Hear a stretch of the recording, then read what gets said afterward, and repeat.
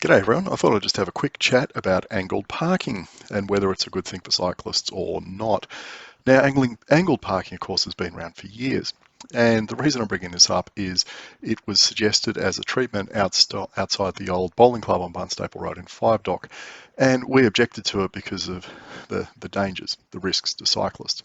Now, this is in South Fremantle, and along this asphalt section, the angled parking is really not an issue because the cars can go in deep enough to not pose a risk to cyclists when they're parked there. But on this grassy section, you'll start to see that I'm actually no longer staying in the bike lane. I'm moving out either onto the white line or actually onto the road because some of these cars are actually sticking out partially into the bike lane because they're just so long.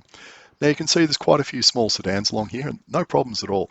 You know, a little thing like like a Golf or whatever, no issues. But these big four-wheel drives we're getting on the roads these days are a problem.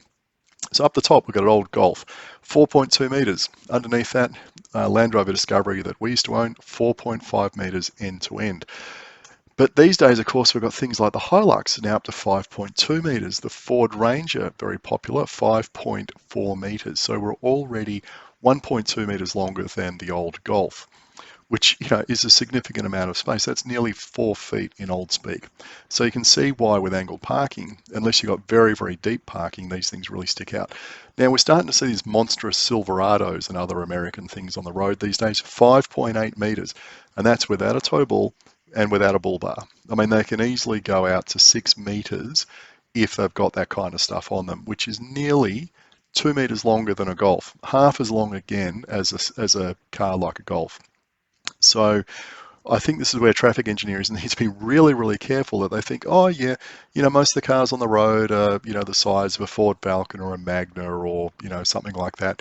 Yeah, that was 20 years ago, not anymore. We've now got these much longer vehicles, forget about being wider and taller, just longer, now appearing on the market. And the problem with them is, they stick out into things like bike lanes.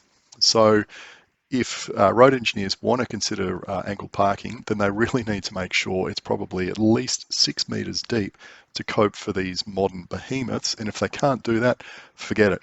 Go back to parallel parking. That's it. Let us know what you think in the comments.